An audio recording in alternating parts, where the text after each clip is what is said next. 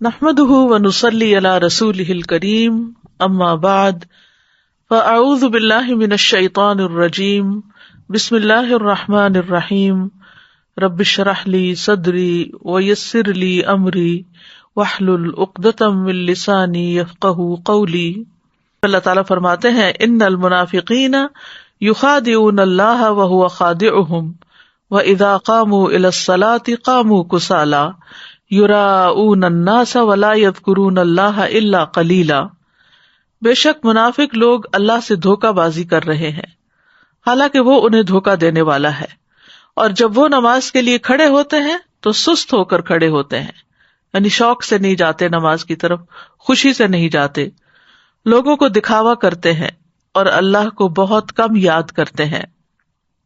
رسول اللہ صلی اللہ علیہ وسلم نے فرمایا یہ تو منافق کی نماز ہے، یہ تو منافق کی نماز ہے، یہ تو منافق کی نماز ہے، کہ سورج کو بیٹھے دیکھتا رہتا ہے، جب وہ شیطان کے دو سینگوں کے درمیان ہوتا ہے یعنی غروب ہونے کے قریب ہوتا ہے تو کھڑا ہو کر 4 ٹھونگے مارنے لگ جاتا ہے، اس میں اللہ کا ذکر نہیں کرتا مگر بہت تھوڑا، یعنی اللہ کو یاد کرنے کی بجائے وہ ادھر ادھر کی باتیں سوچتا رہتا ہے یا بس نماز کو سر سے اتارنے کی فکر کرتا ہے۔ رسول اللہ صلی اللہ علیہ وسلم نے یہ بھی فرمایا کہ بے شک منافقوں پر سب سے زیادہ بھاری نماز عشاء اور فجر کی نماز ہے، دونوں آرام کے وقت ہیں اور نیند کے وقت ہیں، اس لیے ایسے اوقات میں ان کو نماز پڑھنا اور مشکل لگتا ہے۔ سعید بن مسیب کہتے ہیں کہ وہ لوگ حی علی الصلاۃ حی علی الفلاح کے الفاظ سنتے ہیں، تندرست اور صحیح سالم ہونے کے باوجود نماز پڑھنے نہیں جاتے۔ استغفر اللہ، یعنی آذان کی آواز آتی ہے اس کے باوجود بھی وہ اس سے غفلت برتتے ہیں۔ ایک معنی بھی کیا گیا ہے کہ یہ عمدگی سے نماز نہیں پڑھتے۔ ابو ہریرہ رضی اللہ عنہ کہتے ہیں کہ ایک دن آپ صلی اللہ علیہ وسلم نے ہمیں نماز پڑھائی، پھر مڑے اور فرمایا اے فلاں، تم نے اپنی نماز اچھی طرح کیوں نہیں ادا کی؟ کیا نمازی کو دکھائی نہیں دیتا جب وہ نماز پڑھتا ہے کہ اس نے کس طرح نماز ادا کی؟ حالانکہ وہ اپنے ہی لیے نماز ادا کرتا ہے، تو پھر چاہیے کہ اچھے سے اچھے طریقے سے ادا کرے۔ اسی طرح ایک معنی یہ بھی ہے کہ جلدی جلدی نماز پڑھنا، بس سر سے اتارنے کی کوشش کرنا۔ حذیفہ رضی اللہ عنہ کہتے ہیں انہوں نے ایک آدمی کو نماز پڑھتے ہوئے دیکھا، اس نے نماز میں کمی کی، یعنی تیز تیز پڑھ رہا تھا، صحیح طرح رکوع اور سجود ادا نہیں کر رہا تھا۔ حذیفہ نے اس سے کہا تم کتنے عرصے سے ایسی نماز ادا کر رہے ہو؟ اس نے کہا 40 سال سے۔ تو انہوں نے کہا کہ تم نے 40 سال سے کوئی نماز نہیں پڑھی، اگر تم ایسی ہی نماز پڑھتے مر جاتے تو تم محمد صلی اللہ علیہ وسلم کی ملت کے علاوہ ہی مرو گے۔ پھر کہا بے شک ایک آدمی ہلکی نماز پڑھنے کے باوجود اسے مکمل اور اچھے طریقے سے ادا کر سکتا ہے۔ تو اصل مقصود کیا ہے کہ نماز کا پھر حق ادا کیا جائے، اطمینان سے نماز کے ارکان کو ادا کیا جائے۔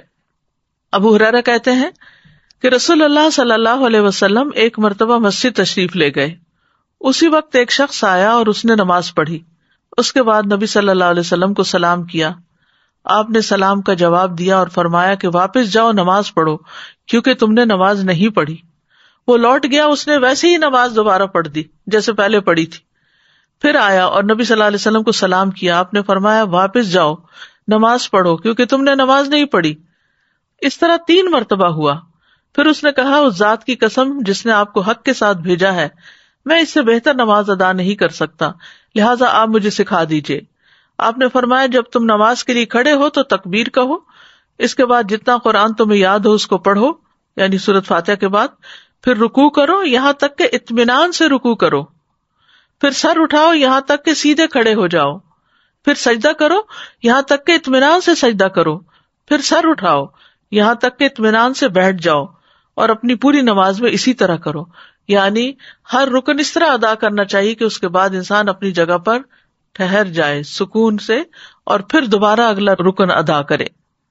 پھر اسی طرح رکوع اور سجود میں اگر کمر سیدھی نہ کی جائے اور بس تھوڑا سا جھکا کے سر اٹھا لیا جائے تو آپ نے فرمایا وہ نماز کافی نہ ہوگی جس میں آدمی اپنی پشت کو رکوع اور سجود میں سیدھا نہ رکھے۔ امام شافعی، امام احمد اور اسحاق کہتے ہیں جو اپنے رکوع اور سجدے میں اپنی پشت سیدھی نہیں رکھتا، یعنی اسٹریٹ نہیں ہوتی، اس کی نماز فاسد ہو جاتی ہے۔ ابن قیم رحمۃ اللہ علیہ کہتے ہیں کہ نماز میں یہ 6 صفات منافقوں کی علامت ہے۔ نماز کی طرف جاتے وقت سستی کا مظاہرہ کرنا، نماز ادا کرتے ہوئے لوگوں کے لیے دکھاوا کرنا، اس کی ادائیگی میں تاخیر کرنا، جلدی جلدی ٹھونگے مارنا، اس میں اللہ کا ذکر کم کرنا اور باجماعت نماز سے پیچھے رہنا۔ تو خلاصہ یہ ہے کہ جو شخص وضو مکمل کرنے اور رکوع اور سجود کو مکمل کرنے کی حفاظت نہ کرے وہ نماز کی حفاظت کرنے والا نہیں ہوتا، اور جو نماز کی حفاظت نہیں کرتا گویا وہ اسے ضائع کر دیتا ہے، اور جو نماز کو ضائع کر دیتا ہے تو وہ باقی شریعت کے تمام احکامات کو بھی زیادہ ضائع کرنے والا ہوتا ہے۔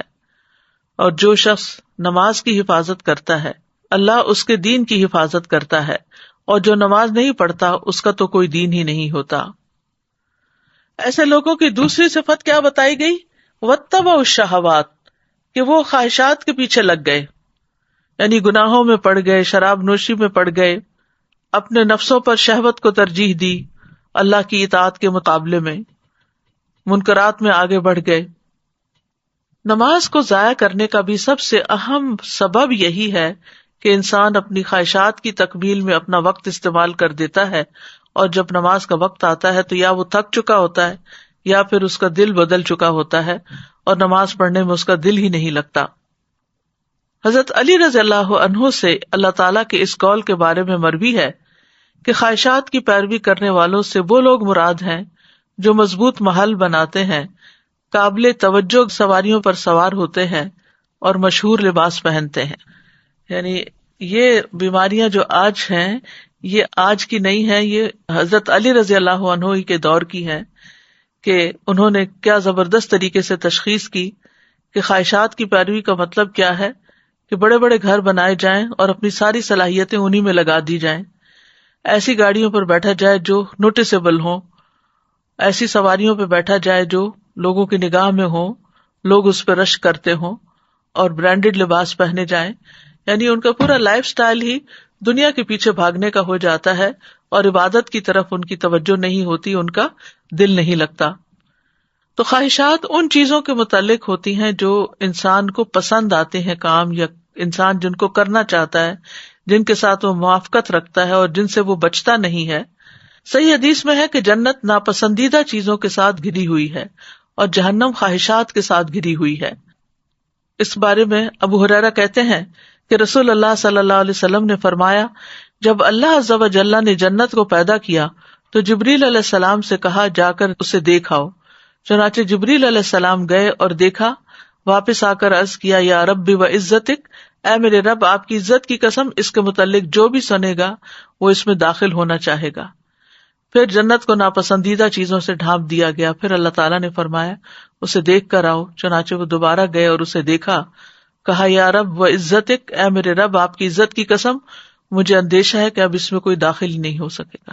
کائنات کی تمام مخلوقات جو ہیں وہ اللہ سبحانہ تعالیٰ کی تسبیح کرتی ہیں، اس کی نماز پڑھتی ہیں۔ سورۃ نور میں آتا ہے، الم تر ان اللہ یسبح لہ من فی السماوات والارض والطیر صافات کل قد علم صلاتہ وتسبیحہ واللہ علیم بما یفعلون۔ کیا تم دیکھتے نہیں کہ آسمانوں اور زمین میں جو کچھ ہے اور فضا میں پر پھیلائے ہوئے پرندے بھی، یہ سب اللہ کی تسبیح کر رہے ہیں۔ ہر مخلوق کو اپنی نماز اور تسبیح کا طریقہ معلوم ہے۔ گویا ساری مخلوق پر ہے یہ نماز، ہر ایک کا طریقہ الگ ہے، وہ ان کو خود پتا ہے کہ کیا کرنا ہے، اور جو کچھ وہ کرتے ہیں اللہ سب کچھ جانتا ہے۔ ساری مخلوق اللہ کے آگے سجدہ ریز ہے۔ وَلِلَّهِ يَسْجُدُ مَن فِي السَّمَاوَاتِ وَالْأَرْضِ، آسمان و زمین میں جتنی بھی چیزیں ہیں خوشی اور ناخوشی سے اللہ کو سجدہ کر رہی ہیں۔ تمام انبیاء کی طرف نماز کی وحی کی گئی۔ وَجَعَلْنَاهُمْ أَئِمَّةً يَهْدُونَ بِأَمْرِنَا وَأَوْحَيْنَا إِلَيْهِمْ فِعْلَ الْخَيْرَاتِ وَإِقَامَ الصَّلَاةِ وَإِيتَاءَ الزَّكَاةِ وَكَانُوا لَنَا عَابِدِينَ، اور ہم نے انہیں ایسے پیشوا بنایا جو ہمارے حکم کے ساتھ رہنمائی کرتے تھے، اور ہم نے ان کی طرف نیکیاں کرنے اور نماز قائم کرنے اور زکوٰۃ ادا کرنے کی وحی بھیجی، اور وہ صرف ہماری عبادت کرنے والے تھے۔ تو اس سے کیا پتہ چلتا ہے کہ تمام انبیاء کو یہ حکم دیا گیا۔ اللہ سبحانہ وتعالیٰ اپنے سارے بندوں کو اس کا حکم دیتے ہیں، قُل لِعِبَادِيَ الَّذِينَ آمَنُوا يُقِيمُوا الصَّلَاةَ، میرے بندوں سے جو ایمان لائے ہیں ان سے کہہ دیجئے کہ وہ نماز قائم کریں۔ اور پھر نمازوں کی حفاظت کا حکم بھی دیا گیا. سچے ایمان والوں کی صفت یہ بتائی گئی، الذین یقیمون الصلاۃ ومما رزقناہم ینفقون اولئک ھم المؤمنون حقا. وہ لوگ جو نماز قائم کرتے ہیں اور اس میں سے جو ہم نے انہیں دیا وہ خرچ کرتے ہیں، یہی لوگ سچے مومن ہیں. یعنی ان کی سچائی ان دو چیزوں سے ثابت ہوتی ہے، ایمان تو لے آئے اور اس کے بعد یقیمون الصلاۃ اور پھر ومما رزقناہم ینفقون. اللہ سبحانہ وتعالیٰ نے بندوں پر 5 نمازیں فرض کی ہیں. نماز اسلام کا دوسرا بڑا رکن ہے، اسلام کا ستون بھی ہے. اس دین کی بنیاد اسلام ہے، تو جو اسلام لایا وہ سلامت رہا اور اس کا ستون نماز ہے. تو نماز جو ہے وہ الصلاۃ عماد الدین، یعنی دین کی بنیاد ہے، ستون ہے. اور اگر کسی عمارت سے ستون ہے اس کا نکال لیا جائے تو عمارت قائم نہیں رہتی. نماز چھوڑنے کو کفر قرار دیا گیا. بہقی کہتے ہیں کہ ایمان کے بعد عبادات میں سے نماز کے علاوہ کوئی ایسی عبادت نہیں جس کو اللہ نے ایمان کا نام دیا ہو اور رسول اللہ صلی اللہ علیہ وسلم نے جس کے چھوڑنے کو کفر قرار دیا ہو. نماز اعمال میں سب سے بہترین عمل ہے. رسول اللہ صلی اللہ علیہ وسلم نے فرمایا، ثابت قدم رہو اور تم ہرگز اس کی مکمل اطاعت نہیں رکھ سکو گے، اور جان لو تمہارا سب سے بہترین عمل نماز ہے، اور وضو کی محافظت وہی کرتا ہے جو مومن ہو. تو اس سے یہ پتہ چلتا ہے کہ جب تک انسان اپنی نمازیں پوری نہیں کرتا اس کے باقی اعمال بھی اس طرح قبول نہیں ہوتے، اور سب سے ٹاپ پر نماز ہی ہے. اور یہ ایسا فریضہ ہے جو کسی حال میں بھی ساقط نہیں ہوتا. کھڑے ہو کر نماز نہیں پڑھ سکتے تو بیٹھ کے پڑھ لیں، بیٹھ کر نہیں پڑھ سکتے تو پہلو کے بل لیٹ کر پڑھ لیں، لیکن نماز جیسے بھی حالات ہوں چھوڑی نہیں جا سکتی. یہاں تک کہ میدان جنگ میں بھی جب دشمن سے مقابلہ ہو تو نماز ادا کرنی چاہیے. اللہ سبحانہ وتعالی روزانہ 2 بار فرشتوں سے بندوں کی نماز کی خبر لیتے ہیں، عصر کے وقت اور فجر کے وقت، جب فرشتے تبدیل ہو کر جاتے ہیں اور وہ نمازوں میں ہی آ کر بندوں سے ملتے ہیں. اور ہر نماز کے وقت ایک اعلان ہوتا ہے. عبداللہ بن مسعود کہتے ہیں کہ رسول اللہ صلی اللہ علیہ وسلم نے فرمایا، جب ہر نماز کا وقت شروع ہوتا ہے تو ایک منادی کرنے والے کو بھیجا جاتا ہے. وہ کہتا ہے، آدم کے بیٹو اٹھو اور اس آگ کو بجھاؤ جو تم نے اپنے نفسوں کے لیے جلائی ہے. تو وہ کھڑے ہوتے ہیں اور وضو کرتے ہیں تو ان کی آنکھوں سے ان کے گناہ جھڑ جاتے ہیں. جب وہ نماز پڑھتے ہیں تو سابقہ نماز کے درمیانی وقفے میں ہونے والے گناہ بخش دیے جاتے ہیں. یعنی پچھلی نماز اور موجودہ نماز کے بیچ میں جو غلطیاں ہوئی ان کو معاف کر دیا جاتا ہے. اور یہی معاملہ پھر عصر کے وقت ہوتا ہے، اور جب مغرب ہوتی ہے تو یہی معاملہ پیش آتا ہے. جب عشاء کا وقت ہوتا ہے تو اسی طرح ہوتا ہے. جب لوگ سوتے ہیں تو وہ بخشے ہوئے ہوتے ہیں. پھر آپ نے فرمایا، لوگ بھلائی کی حالت میں رات گزارتے ہیں اور بعض لوگ شر کی حالت میں لتھڑ کر یا شر میں لتھڑ کر یعنی گندے کام کرتے ہوئے رات گزارتے ہیں. نماز کی اتنی اہمیت ہے کہ نبی صلی اللہ علیہ وسلم نے سخت بیماری میں بھی نماز کی فکر کی تھی. عبید اللہ بن عبداللہ سے روایت ہے، وہ کہتے ہیں کہ ایک مرتبہ میں عائشہ رضی اللہ عنہا کی خدمت میں حاضر ہوا اور میں نے عرض کیا کہ آپ مجھے رسول اللہ صلی اللہ علیہ وسلم کے مرض الوفات کے بارے میں کچھ بتائیں گی؟ انہوں نے کہا، کیوں نہیں. رسول اللہ صلی اللہ علیہ وسلم کی طبیعت جب بجھل ہوئی تو آپ نے پوچھا، کیا لوگ نماز پڑھ چکے ہیں؟ ہم نے کہا، نہیں یا رسول اللہ، وہ آپ کا انتظار کر رہے ہیں. آپ نے فرمایا، میرے لیے ایک ٹب میں پانی رکھو. ہم نے ایسا ہی کیا.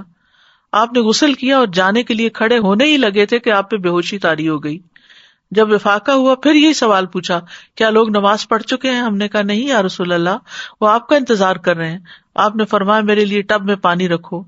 آپ نہا کر جانے کے لیے کھڑے ہی ہونے لگے تھے کہ آپ پہ بے ہوشی طاری ہو گئی.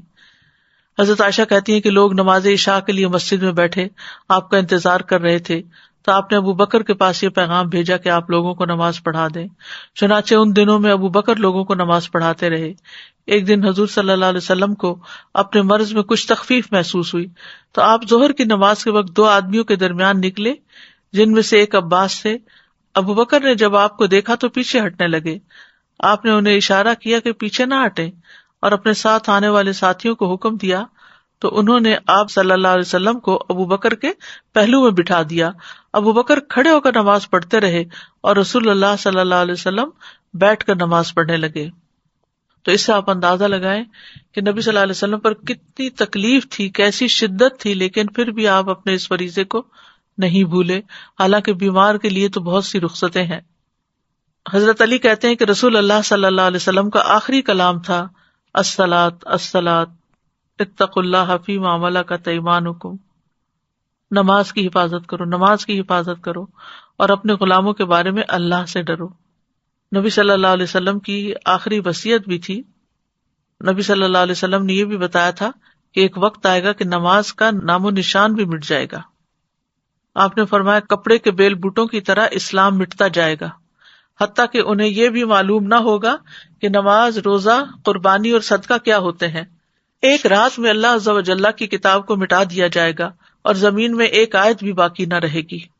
لوگوں کے مختلف گروہوں میں سے کچھ بوڑھے مرد اور عورتیں رہ جائیں گی، وہ کہیں گے ہم نے اپنے آباء و اجداد کو یہ کلمہ لا الہ الا اللہ کہتے سنا تھا اور اب ہم بھی کہہ رہے ہیں، یعنی اس کے علاوہ نماز، قرآن سے بالکل لا علم اور غافل ہوں گے۔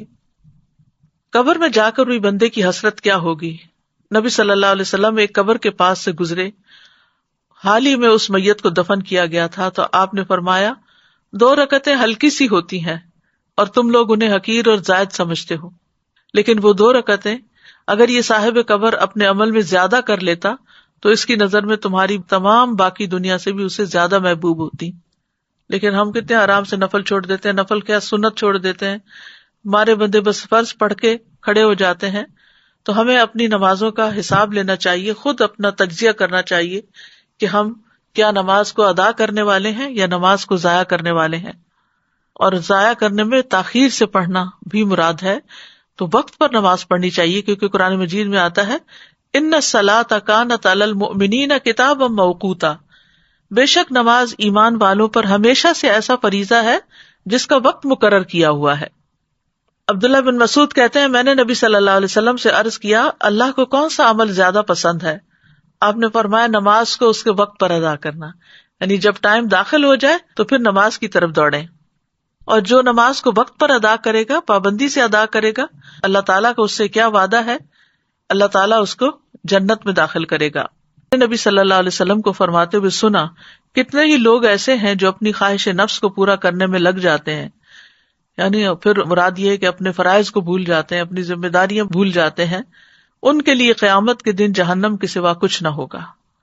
لیکن جو شخص خواہش پر نماز کو ترجیح دے تو اس کی فضیلت بھی بیان کی گئی ہے۔ حدیث میں آتا ہے اللہ تعالیٰ 3 قسم کے آدمیوں سے محبت کرتا ہے، ان پہ ہنستا ہے، ان سے خوش ہوتا ہے۔ ان میں سے ایک وہ جس کی بیوی خوبصورت ہو، اس کے پاس بہترین نرم بستر ہو، لیکن پھر بھی وہ قیام کرنے کے لیے رات کو کھڑا ہو جاتا ہے، یعنی خواہشات چھوڑ کر اللہ کے حضور کھڑا ہو جاتا ہے۔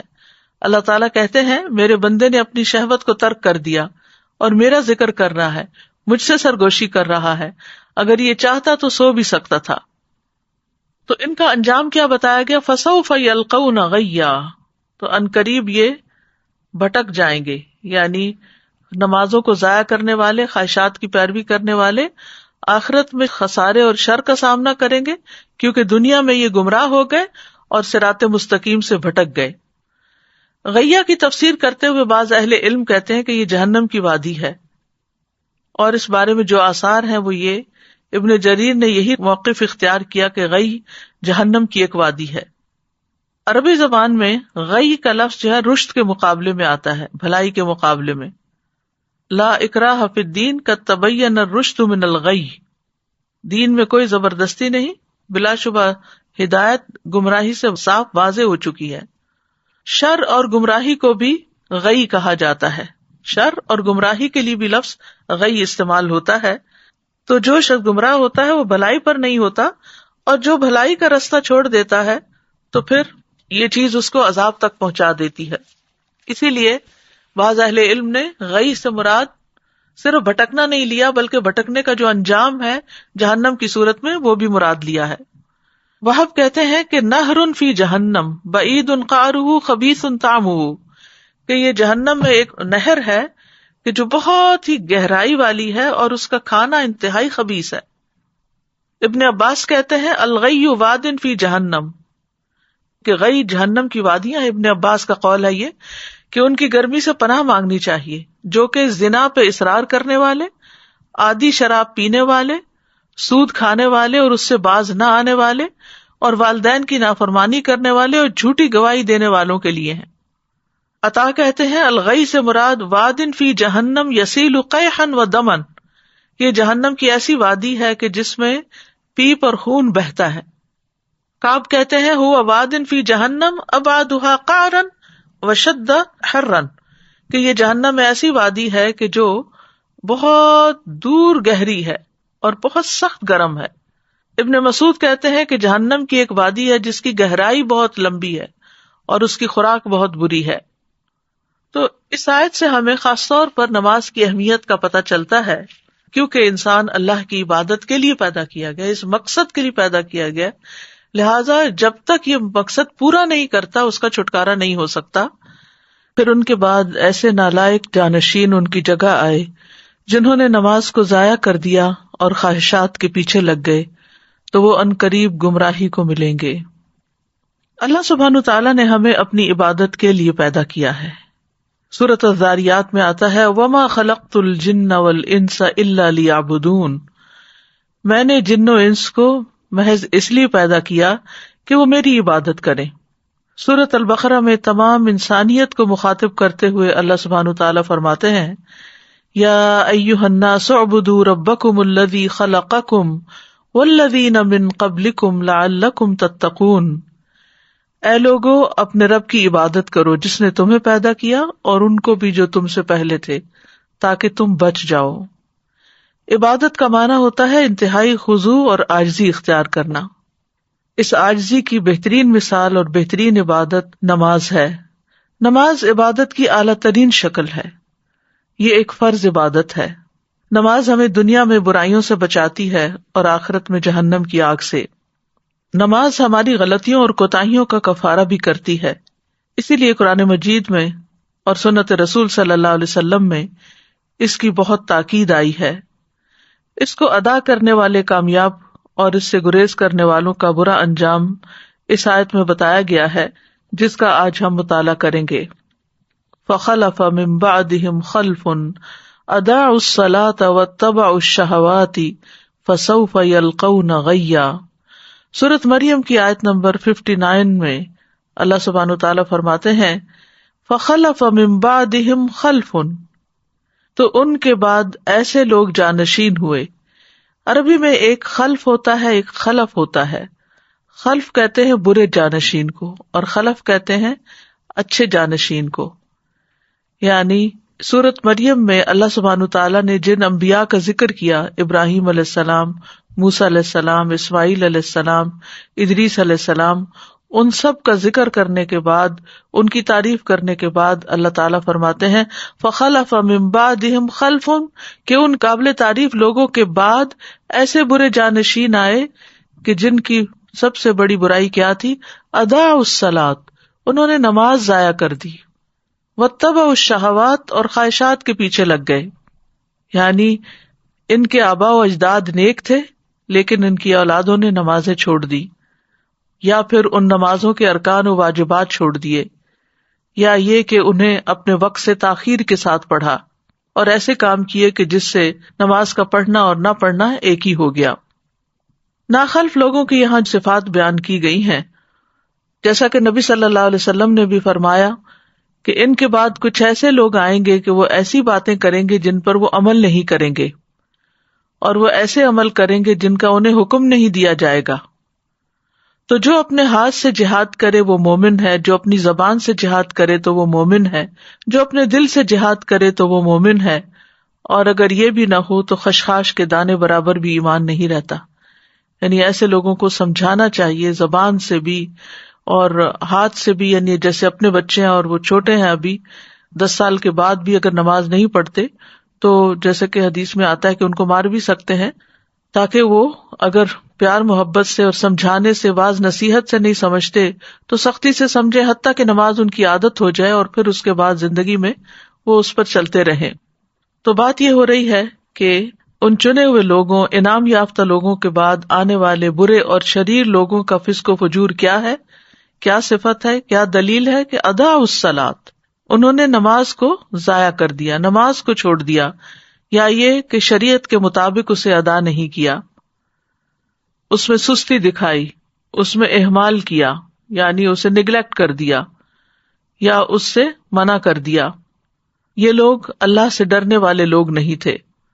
مجاہد کہتے ہیں کہ اس سے مراد اس امت کے وہ لوگ ہیں جو راستوں میں جانوروں اور گدھوں کی طرح ایک دوسرے پر سوار ہوتے ہیں، نہ تو وہ آسمان میں اللہ سے ڈرتے ہیں اور نہ زمین میں لوگوں سے شرم کرتے ہیں، یعنی انہوں نے بے حیائی اور برائی کے طریقے اپنا لیے اور جس کام کے لیے انہیں پیدا کیا گیا تھا اس کام کو انہوں نے چھوڑ دیا۔ ابو سعید خدری کہتے ہیں کہ میں نے رسول اللہ صلی اللہ علیہ وسلم کو فرماتے ہوئے سنا، 60 سال کے بعد نااہل لوگ پیدا ہوں گے، یعنی نبی صلی اللہ علیہ وسلم کے جانے کے 60 سال بعد، جو نماز کو ضائع کر دیں گے اور خواہشات کی پیروی کریں گے اور جہنم کے گڑھے میں جا پڑیں گے۔ ان کے بعد ایسے لوگ جانشین ہوں گے جو قرآن تو پڑھیں گے لیکن وہ ان کے حلق سے نیچے نہیں اترے گا، یعنی صرف تجوید اور قرات کے ماہر ہوں گے لیکن قرآن ان کے دلوں پر اثر نہیں کرے گا اور نہ ہی ان کے عمل میں آئے گا۔ اور قرآن کی قرات 3 طرح کے لوگ کرتے ہیں، نمبر 1 مومن، نمبر 2 منافق اور نمبر 3 فاجر۔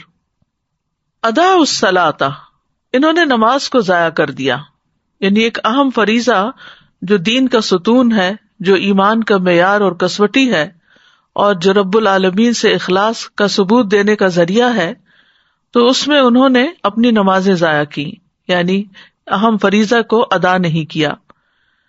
تو بہت سے اہل علم یہ کہتے ہیں کہ یہاں اس سے مراد نماز پوری طرح چھوڑ دینا ہے، یعنی یہ وہ لوگ ہیں جو نمازیں چھوڑ دیتے ہیں۔ بعض اہل علم یہ کہتے ہیں کہ یہ وہ لوگ ہیں جو نمازوں کو اس کے آخری وقت تک مؤخر کر دیتے ہیں، یعنی پڑھ تو لیتے ہیں لیکن بے وقت کی پڑھتے ہیں۔ اور بعض کہتے ہیں کہ یہ وہ لوگ ہیں جو نمازوں کے اوقات ضائع کر دیتے ہیں، یعنی قضا کر کر کے پڑھتے ہیں۔ اور بعض نے یہ بھی کہا کہ یہ وہ لوگ ہیں جو ارکان اور واجبات کو ضائع کر دیتے ہیں، یعنی نماز کے سارے ارکان، شرائط وغیرہ پوری طرح ادا نہیں کرتے۔ حسن بصری کہتے ہیں کہ اس سے مراد وہ لوگ ہیں جنہوں نے مساجد کو بیکار اور خالی کر دیا اور کھیتی باڑی کو لازم کر لیا، یعنی دنیا کے کام کاج میں، دنیا کمانے میں ایسے مصروف ہوئے کہ نمازوں کو مسجد میں پڑھنے کی بجائے جہاں پڑھ سکے پڑھ لیا ورنہ نہ پڑھا۔ ابن مسعود اور ابراہیم کہتے ہیں کہ انہوں نے نماز کو اس کے وقت سے مؤخر کر دیا۔ سعید بن مسیب کہتے ہیں یہ وہ شخص ہے جو ظہر نہیں پڑھتا یہاں تک کہ عصر داخل ہو جاتی ہے، عصر نہیں پڑھتا یہاں تک کہ سورج غروب ہو جاتا ہے۔ لوگوں نے ابن مسعود سے پوچھا کہ نماز کو ضائع کرنے کا مطلب کیا ہے، تو انہوں نے کہا اس سے مراد نماز کو اتنی دیر سے پڑھنا کہ وقت نکل جائے۔ تو ان لوگوں نے کہا ہم یہ سمجھتے تھے کہ نماز کو چھوڑ دینا اسے ترک کرنا ہے۔ رسول اللہ صلی اللہ علیہ وسلم ہر نماز اس کے وقت پر پڑھتے تھے، مگر مزدلفہ اور عرفہ میں جمع کیا کرتے تھے۔ نبی صلی اللہ علیہ وسلم نے اس کی بہت تلقین بھی کی ہے اور مؤخر کرنے کی مذمت بھی کی ہے۔ صحابہ کے بارے میں آتا ہے کہ نمازوں کو ضائع ہوتے دیکھ کر وہ روتے تھے۔ امام زہری کہتے ہیں میں دمشق میں انس بن مالک کی خدمت میں گیا، آپ اس وقت رو رہے تھے۔ میں نے عرض کیا آپ کیوں رو رہے ہیں؟ تو انہوں نے فرمایا اب میں اس نماز کے علاوہ نبی صلی اللہ علیہ وسلم کے دور کی کوئی چیز نہیں پاتا، کیونکہ آپ نے تو انسانوں کی تعمیر کی تھی اور انسانوں کو اخلاق سکھائے تھے، طرز عمل اور معاملہ سب کچھ، لیکن آپ ان کے اندر تو نہیں رہے تھے۔ کچھ عرصے کے بعد آپ فوت ہو گئے تھے، یعنی اس وقت ان کے پاس دنیاوی مال و اسباب نہیں تھے، یہی عبادتیں تھیں، اخلاق تھے، اچھے معاملات تھے، اچھی ڈیلنگز تھی۔ تو بعد میں وہ کہتے ہیں کہ میں نبی صلی اللہ علیہ وسلم کے دور کی اب کوئی چیز نہیں پاتا سوائے نماز کے، اور اب اس نماز کو بھی ضائع کر دیا گیا ہے، یعنی تاخیر سے پڑھنے کی وجہ سے۔ تو اگر انسان نماز پڑھتا ہے تو اس کو اللہ کی رحمت بھی ملتی ہے، کامیابی بھی ملتی ہے۔ قد افلح المؤمنون الذین هم فی صلاتهم خاشعون، سورۃ النور میں آتا ہے وَأَقِیمُوا الصَّلَاةَ وَآتُوا الزَّکَاةَ وَأَطِیعُوا الرَّسُولَ لَعَلَّکُمْ تُرْحَمُونَ، اور نماز قائم کرو اور زکوٰۃ ادا کرو اور رسول کا حکم مانو تاکہ تم رحم کیے جاؤ۔ نبی صلی اللہ علیہ وسلم نے فرمایا جب تم میں سے کوئی آدمی نماز کے لیے کھڑا ہوتا ہے تو اللہ کی رحمت اس کی طرف متوجہ ہو جاتی ہے۔ اسی لیے آپ کو جب کوئی پریشانی ہوتی تھی آپ فوراً نماز کی طرف لپکتے تھے۔ جو شخص نماز کے بعد اپنی جائے نماز پر بیٹھا رہتا ہے تو فرشتے اس پر صلات پڑھتے رہتے ہیں، اور فرشتوں کی ان پر صلات یہ ہے اللہم اغفر لہ اللہم ارحمہ، اللہم اغفر لہ اللہم ارحمہ، اے اللہ اسے بخش دے، اے اللہ اس پر رحم فرما۔ اگر وہ آگے بیٹھ کر اگلی صف میں نماز کا انتظار کرے تو فرشتے بھی اس پر صلات بھیجتے ہیں، اور ان کی صلات کیا ہے؟ اللہم اغفر لہ اللہم ارحمہ۔ پھر یہ کہ نماز پڑھنے سے خوف اور غم سے نجات ملتی ہے، پھر اللہ کی مدد آتی ہے۔ اسی لیے تمام انبیاء جب کوئی مسئلہ درپیش ہوتا تھا تو نماز پڑھنے لگتے تھے، یعنی نفل نماز، پھر اللہ کی حفاظت ملتی ہے۔ آپ نے فرمایا من صلی الصبح فہو فی ذمۃ اللہ، جو صبح کی نماز پڑھتا ہے وہ اللہ کے ذمے میں ہے، یعنی اللہ تعالیٰ کی اس کو حفاظت حاصل ہوگی۔ نماز صحت اور تندرستی کا سبب بھی ہے، حشاش بشاش ہونا اور خوش مزاجی نماز ہی سے حاصل ہوتی ہے۔ ابن القیم کہتے ہیں اللہ کا ذکر کرنا، اس کی طرف متوجہ ہونا، اس کی طرف رجوع کرنا اور مدد لینے کے لیے جانا، نماز کی طرف جانا۔ کتنے ہی ان میں سے ایسے بیمار ہیں جنہیں شفا دے دی گئی اور کتنے ہی بیماروں کو عافیت دے دی گئی۔ یعنی نماز کا ایک فائدہ کیا ہوا کہ نماز پڑھنے سے وہ بیماری نہیں ہوئے۔ ظاہر وضو کر کے انسان سارے جراثیم سے پاک ہوتا ہے، پھر نماز ادا کرتا ہے، وہ ایک ایکسرسائز بھی ہے، اس میں اللہ کا ذکر بھی ہے، وہ ایک روحانی ٹانک بھی ہے۔ تو جو بیمار تھے ان کو شفا ہو گئی اور کتنے ہی بیماروں کو عافیت دے دی گئی، یعنی وہ اس مصیبت سے بچ گئے۔ پھر اسی طرح گناہ مٹتے ہیں۔ وَأَقِمِ الصَّلَاةَ طَرَفَيِ النَّهَارِ وَزُلَفًا مِّنَ اللَّيْلِ إِنَّ الْحَسَنَاتِ يُذْهِبْنَ السَّيِّئَاتِ ذَلِكَ ذِكْرَىٰ لِلذَّاكِرِينَ، اور دن کے ان دونوں سروں پر اور کچھ رات گزرنے پر نماز قائم کرو، بلا شبہ نیکیاں برائیوں کو دور کر دیتی ہیں۔ یہ ایک یاد دہانی ہے یاد کرنے والوں کے لیے۔ پھر اسی طرح گناہوں کا دھل جانا، گناہوں کا جھڑنا، اور پھر برائی اور بے حیائی سے حفاظت ملنا۔ قرآن مجید میں آتا ہے ان الصلاۃ تنہی عن الفحشاء والمنکر، کہ بے شک نماز بے حیائی اور برائی سے روکتی ہے۔ حدیث میں اس کو نور کہا گیا ہے، الصلاۃ نور۔ اس سے نفس کا تزکیہ ہوتا ہے، بندے کو حفاظت کا ایک مضبوط قلعہ مل جاتا ہے، دل اور اعضاء گناہ کرنے سے محفوظ ہو جاتے ہیں، اس سے اللہ کی قربت حاصل ہوتی ہے، برائیاں دور ہوتی ہیں، گناہوں سے روک دیا جاتا ہے، پھر غیر اخلاقی بیماریوں سے بچا جا سکتا ہے، بری صفات اس سے ختم ہوتی ہیں، فتنوں کا کفارہ ہوتا ہے۔ آخرت میں نمازوں پر ڈھیروں اجر ملے گا، اللہ تعالیٰ نماز پڑھنے والوں کا اجر ضائع نہیں کرے گا۔ والذین یمسکون بالکتاب واقاموا الصلاۃ انا لا نضیع اجر المصلحین، اور جو لوگ کتاب کو مضبوطی سے پکڑتے ہیں اور انہوں نے نماز قائم کی، یقیناً ہم اصلاح کرنے والوں کا اجر ضائع نہیں کیا کرتے۔ تو اس سے کیا پتہ چلتا ہے کہ جو کتاب کو تھامے رکھے اور نماز ادا کرے تو دنیا میں بھی فائدہ ہوگا اور ان کا اجر بھی ضائع نہ ہوگا۔ پھر جہنم اور منافقت سے برات ہے۔ پھر یہ کہ قبر میں حفاظت کے لیے نماز آ جاتی ہے سر کی طرف سے۔ پھر اسی طرح قیامت کے دن چمکدار نور ملے گا۔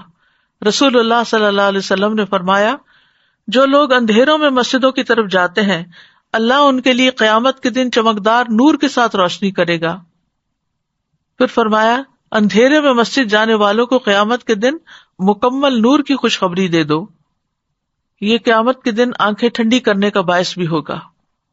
سجدے اور وضو کی وجہ سے اعضاء چمک رہے ہوں گے نمازیوں کے۔ قیامت کے دن برہان اور نجات کا ذریعہ ہے۔ نبی صلی اللہ علیہ وسلم کی ملاقات اور آپ کی صحبت چاہے قیامت کے دن تو کثرت سجود کا آپ نے حکم دیا۔ سجدے کے نشانات پر آگ حرام ہے۔ نمازی کو جنت میں داخل کرنا اللہ پر حق ہے۔ نماز جنت میں لے جانے کا باعث ہے۔ کثرت نماز جنت میں پہلے داخل کرانے کا باعث ہے۔ قزاع قبیلے کے 2 آدمی تھے اور ان میں سے ایک اللہ کے راستے میں مارا گیا اور ایک سال کے بعد فوت ہوا۔ تو جو سال کے بعد فوت ہوا طلحہ کہتے ہیں وہ مجھے خواب میں آیا کہ جنت کا دروازہ کھولا گیا اور بعد میں فوت ہونے والا شہید ہونے والے سے پہلے جنت میں داخل ہوا۔ اس پہ مجھے بڑا تعجب ہوا۔ جب صبح ہوئی تو میں نے اس خواب کا ذکر نبی صلی اللہ علیہ وسلم سے کیا۔ آپ نے فرمایا کیا اس نے 1 سال بعد تک رمضان کے روزے نہیں رکھے؟ اس کے بعد 6000 رکعت اور یہ سنت کی رکعت نہیں پڑھی، یعنی جتنی زیادہ نمازیں اس کی ہوئی اتنے ہی اس کے درجے بلند ہوئے، کیونکہ ہر سجدے کے ساتھ ایک درجہ بلند ہوتا ہے۔ قرآن مجید میں اللہ تعالیٰ نے نماز کو ایمان بھی کہا ہے۔ نماز ایمان کا ترازو ہے، جس کے دل میں رائی برابر بھی ایمان ہو نماز نہیں چھوڑ سکتا۔ نماز بندے اور رب کے درمیان ایک تعلق کی علامت ہے، اور یہ تعلق نمازوں کے ساتھ مضبوط ہوتا چلا جاتا ہے۔ نماز دل اور زبان کے ذکر کو جمع کرنے کا ذریعہ ہے۔ نماز کے ذریعے بندہ اپنے رب سے ایک درست تعلق قائم کر لیتا ہے۔ نماز کا چھوڑنا ایمان سے محرومی ہے، بدترین گناہ ہے۔ اللہ تعالیٰ کی حفاظت سے بندہ باہر آ جاتا ہے، اعمال کی بربادی کا باعث ہے، دلوں کی سختی اور غفلت کا باعث ہے۔ ایک نماز بھی قضا کرنا بہت بڑے خسارے کا باعث ہے۔ بے نمازی کے لیے موت کی سختیاں بھی ہیں۔ نماز چھوڑنا اہل جہنم کی صفت ہے۔ جب ان سے پوچھا جائے گا ما سلککم فی سقر قالوا لم نک من المصلین، جنت والے جہنم والوں سے پوچھیں گے تمہیں کیا چیز دوزخ میں لے گئی، وہ کہیں گے ہم نماز نہیں پڑھتے تھے۔ ہمیں دعا بھی کرنی چاہیے اپنے لیے بھی اور اپنی اولاد کے لیے بھی کہ ہم نمازوں پر قائم رہیں۔ رب اجعلنی مقیم الصلاۃ ومن ذریتی ربنا وتقبل دعا۔ اور خواہشات سے بچنے کے لیے بھی دعا ہے، اللہم انی اعوذ بک من منکرات الاخلاق والاعمال والاہواء، اے اللہ میں تجھ سے برے اخلاق، برے اعمال اور بری خواہشات سے پناہ مانگتا ہوں۔ تو کرنے کے کام کیا ہے کہ نمازوں کی فکر کریں، وقت پر ادا کریں، زیادہ سے زیادہ سجدے کریں، یعنی سنت نفل کا بھی اہتمام کریں، فرائض اور نوافل دونوں ہی عمدگی سے ادا کریں، نماز کو اللہ کا فریضہ سمجھ کر ادا کریں اور 5 نمازوں کی حفاظت کریں۔ دنیا کے کاموں کی وجہ سے نمازوں سے غافل نہ ہوں۔ جیسے ہی نماز کا وقت آئے کام چھوڑ کر نماز پڑھنے لگے۔ گھر والوں کو بھی نماز کا حکم دیتے رہیں۔ بچوں کو بھی سب سے پہلے اسلام کا یہی حکم سکھائیں اور اس کے بارے میں اس طرح ایکسپلین کریں کہ وہ ساری زندگی نماز نہ چھوڑ سکیں۔ اللہ تعالیٰ سے دعا ہے کہ اللہ تعالیٰ ہمیں نمازوں کی حفاظت کرنے کی توفیق عطا فرمائے۔ وآخر دعوانا ان الحمد للہ رب العالمین۔ سبحانک اللہم وبحمدک، اشہد ان لا الہ الا انت، استغفرک واتوب الیک۔